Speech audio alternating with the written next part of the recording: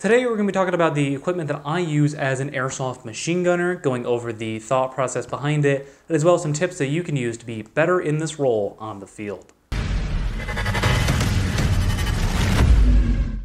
What's up, Airsofters? My name is Lane, and I think one of the biggest misconceptions about using a machine gun in Airsoft is the nature of the role. I think that there's three really crucial things, and you'll see that throughout this kit. I think that they are speed, maneuverability, and being self-sufficient, not having to rely on your teammates. And you'll see a lot of that in this rig, and we'll talk about it more and kind of how to use the role later in the video. But the heart of my system for being a machine gunner is the Eagle Industries H-Harness. What I really like about this is because it is a belt kit, it puts a lot of the weight on my hips and shares it with the back. The H-Harness is also massive and allows me to hold everything that I honestly would feel comfortable running for up to 24 hours without having to go back to a ruck, to an assault pack, anything like that, in a nice, handy package. You could build something on a chest rig. I would recommend something larger like a TAP or an RRV. You could build it on a plate carrier as well. I just find this to be the most lightweight and kind of streamlined option because as a machine gunner, a lot of people think that you are the heavy. You're the guy sitting in the back, laying down fire, but in the world of Airsoft, I don't think that's true, and you want to have speed, you want to be able to be maneuverable, so I think that this is one of the lightest weight options that you can use, and as a machine gunner who has to carry more equipment than the standard rifleman, I think that you have the most benefit from streamlining your kit. So because this is a belt kit and it kind of hangs off of your body in a way differently than a chest rig or a plate carrier, or is really hugging your upper torso, it's really important to make sure that it is balanced with the weight. You don't want your left side to weigh more than your right because then it's going to hurt your back, push you over. So my setup is pretty symmetrical. So let's take a look at it. The first thing, we'll start on the front of it, is a Spirit Systems Spud style pouch. This is a replica purely because I want to see how well it will hold up. And this holds my Baofeng UV5R.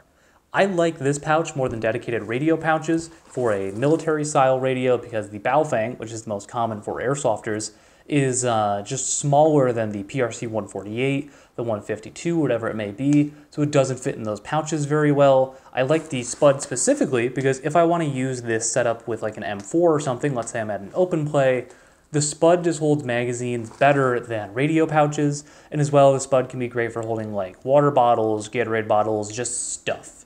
I have that up to a speaker mic that is on my left shoulder. I also have an earpiece if I don't want people to hear me, but I've been doing more and more admin or just staff work at games, so for me, having my radio readily accessible up front is very important. I never put it on my back or anything like that, because I feel like I need to access it all the time in those roles. If you're going to a game where you don't need a radio or they don't allow you to have one, obviously you can have something more important up here.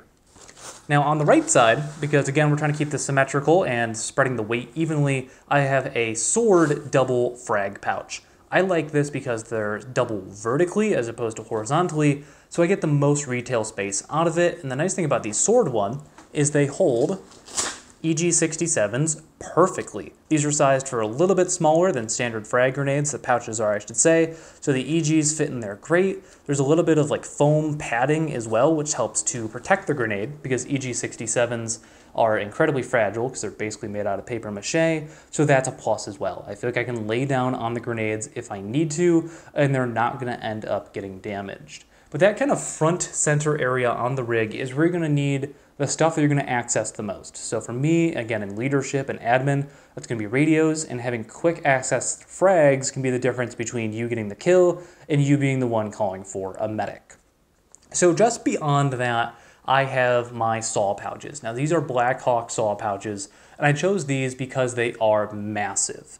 So on the left-hand side of my body, the saw pouch is only responsible for a spare box mag. And I know a lot of people who get into LMGs would say, why would you carry a spare box mag? There's already one hanging off of the rifle. They're expensive. Good ones are even more expensive. But I definitely recommend for any player who's getting into airsoft machine gunning to have a second box mag. The reason why I say that is not only does it allow you to carry more ammunition on you, but also, let's say you're in the field and your first box mag goes down, or you just run out of ammo in it.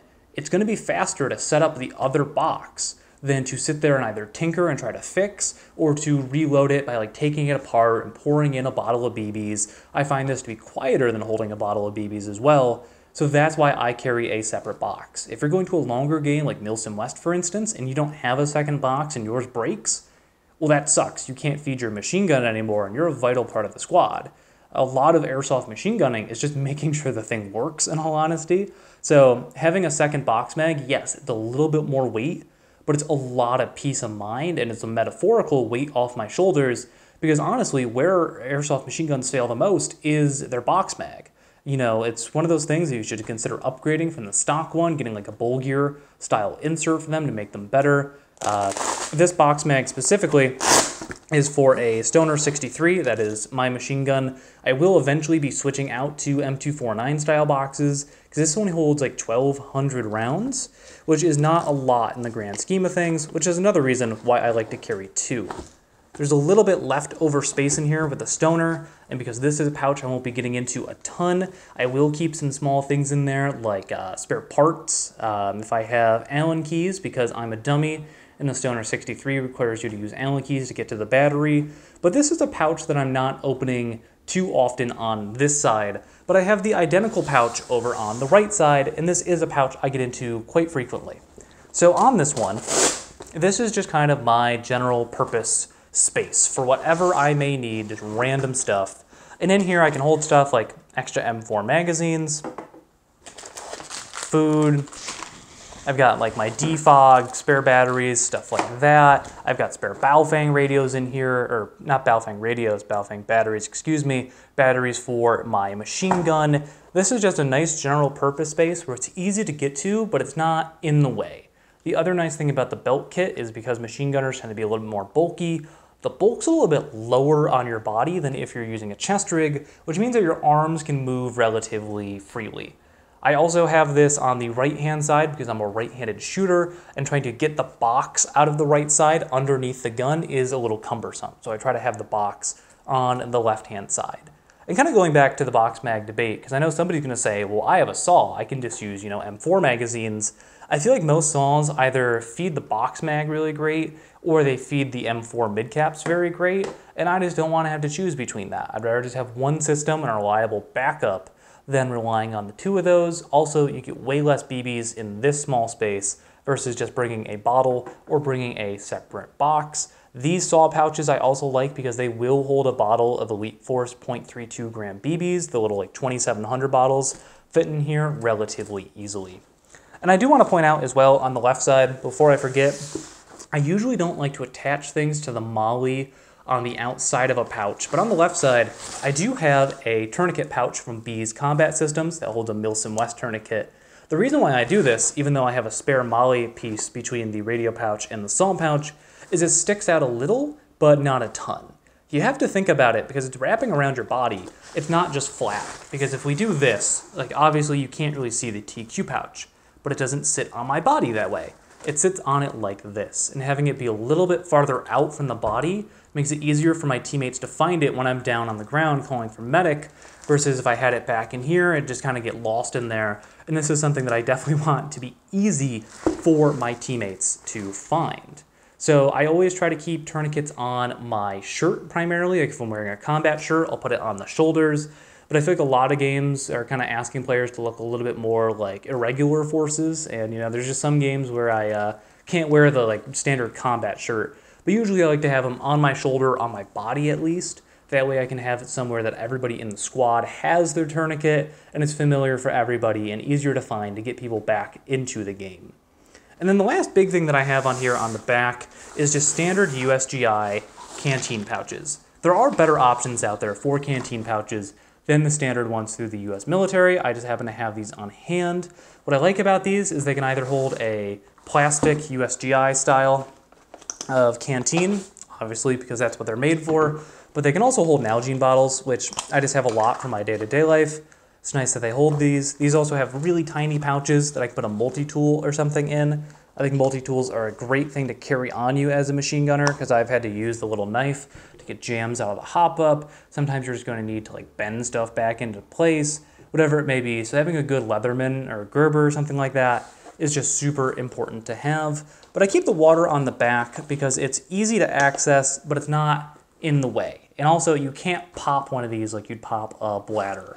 The Eagle Industries H-harness does have some MOLLE on the back here, but I keep it bare for a couple of reasons. The primary one being that I can still throw a assault pack, or I can throw my rucksack if I'm going to Milsom West over this and not have it be wildly uncomfortable, excuse me. Something that I'm going to address because people are going to bring it up because it's a belt kit. Lane, why don't you have a butt pack on here? The Eagle Industries H-harness as a system, and I feel like it deserves its own video at some point, is massive and wildly overbuilt as well. And the issue that I run into is because I usually don't wear this with armor underneath. It is doable with armor, but on the back they have a MOLLE panel that can fit right here where these straps are, and that allows you to attach the Eagle Industries butt pack, which is MOLLE mounted. It takes 4 columns of MOLLE, and that's just way too big on me. Once I attach that on there, I'm like swimming in this thing and I can't get it tight, and it moves around and it's noisy and it's not comfortable, so I avoid it entirely. If I need a little bit extra carrying space, I have small assault packs that I could MOLLE onto the back here, or I would just bring like my assault pack. I'd bring like my LBX bag, my AVS 1000, my N-Gage Tactical Mercury Bravo, whatever it may be, to get on here and give me a little bit additional carrying space. But honestly, with this kit, I feel comfortable up to 12 hours. Like, without having to go back to my ruck, I could be out there for a while. So I feel like this is a great platform, and it helps to address some of the differences that you see between what you'd find in Airsoft versus what you would find in the real world. The main difference that I see between Airsoft machine guns in the real world and what you would see in Airsoft is the way that we use them. Airsoft is a lot shorter engagements in terms of distance and in terms of time than you would find out in the real world, so copying what somebody would use in those situations doesn't always translate over to Airsoft perfectly. I think the prime example is range. We basically have the same range as anybody else on the Airsoft field, within 20 to 50 feet. If you are in the real world, let's say you have like a medium machine gun, you're shooting a 308, you're shooting a 7.62 by 54R, like, you have more range, and because of that, you can afford to kind of sit still, to be stationary, or just to make shots from farther away. But in the world of Airsoft, that's not really the case. So in Airsoft, we have to be more mobile. We are a very mobile base of fire. You are what can help the assault element move up. Either you're going to be the one getting players out, or you're going to be creating opportunities for other people to engage the enemy. So I think that being mobile is very important. That's why I don't typically run any sort of magnifier on my machine guns, because I'm usually trying to get up close as possible. You shouldn't be the guy in the back. You should be up front, creating an opportunity for your team to push up. The other thing that I notice a lot in Airsoft, different from the real world in the way that the US military has their doctrine, is you're never going to have an assistant gunner.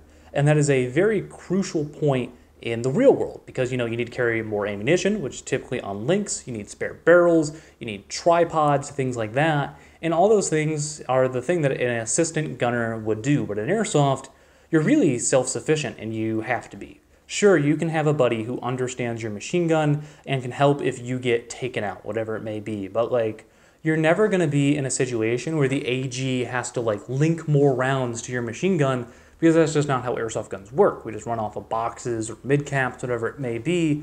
So that's why I've kind of built this to work by myself. You also never hand off equipment in the world of Airsoft, I feel. Like, I've never been in a situation where I'm like, here, bro, take my chest rig, take the machine gun, go out. Like, if I'm out, the worst thing that's going to happen is somebody's going to unsling the gun for me to get the machine gun back online, but it's not going to be long enough for them to like need my kit as well. Because chances are they're going to grab the machine gun, which I do keep it on like HK hook style mounts or QD mounts, so it's super easy to take off me. They're going to use it. I'm going to get a medic back in, and then all of a sudden, within like 30 seconds to a minute, I'm back to full functionality. I'm not like actually wounded, and I can take back the machine gun and continue my role. So I think a lot of what you see in the real world is a good starting point if you're running an Airsoft machine gun, but I don't think that it's the end-all, be-all in terms of setting up your kit, because things are just completely different. But that is really the thought process and the kit that I use for machine guns in Airsoft. I think, again, that it's a highly misunderstood role, But once you kind of figure it out and figure out how to implement this high volume of fire element into Airsoft, it's one of the most rewarding roles that you can find on the Airsoft field. I hope that you enjoyed this sort of deep dive into my kit and how I set it up. If you guys want to see more videos like this, make sure to leave a comment down below. But if you want to watch even more videos, I would definitely check out this video up here that I did with E-House from Gun Gamers, kind of talking about the role of machine guns, again, some of the misconceptions, and how our advice for people just getting into the role, or if you want to click over here for a video that YouTube thinks you'd like. But my name is Lane, and I will see you all next time.